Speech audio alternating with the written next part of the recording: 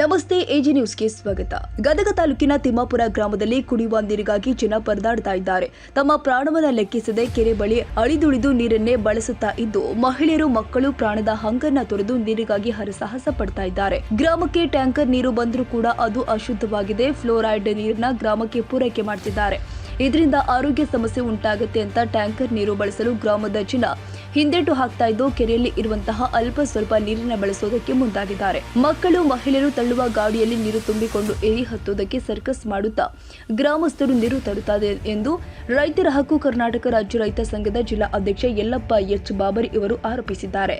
ಈ tanker ನೀರಲ್ಲೂ fluoride. ಈ ಹಿಂದೆ ಗ್ರಾಮಕ್ಕೆ ಬಹುಗ್ರಾಮ ಕುಡಿಯುವ ನೀರಿನ ಯೋಜನೆ ಅಡಿ ತುಂಗಭದ್ರಾ ನದಿಯಿಂದ ನೀರು ಪೂರೈಕೆ ಮಾಡಲಾಗ್ತಾ ಇತ್ತು. ಆದರೆ ನದಿಯಲ್ಲಿ ನೀರು ಸಂಪೂರ್ಣ ಖಾಲಿಯಾದ ಹಿನ್ನೆಲೆ ಪಕ್ಕದ ಹರ್ಲಾಪುರ ಗ್ರಾಮದ ವ್ಯಾಪ್ತಿಯ ಕೊಳವೆಬಾವಿ, ಇನ್ನೊಂದು ಪಕ್ಕದ ಕೊಪ್ಪಳ ಜಿಲ್ಲೆಯ ಕುಕನೂರು ತಾಲೂಕಿನ ಎರೆಹಂಚಿನಾಳ ಗ್ರಾಮ ವ್ಯಾಪ್ತಿಯಲ್ಲಿನ ಕೊಳವೆಬಾವಿಯಿಂದ ನೀರು ಸಂಗ್ರಹಿಸಿ ಟ್ಯಾಂಕರ್ ಮೂಲಕ ನೀಡಲಾಗ್ತಾ ಇದೆ. ಆದರೆ ಎರೆಹಂಚಿನಾಳ ಗ್ರಾಮದಿಂದ ಪೂರೈಕೆಯಾಗುವ ನೀರು ಸಾಕಷ್ಟು ಕ್ಷಾರಯುಕ್ತವಾಗಿದೆ.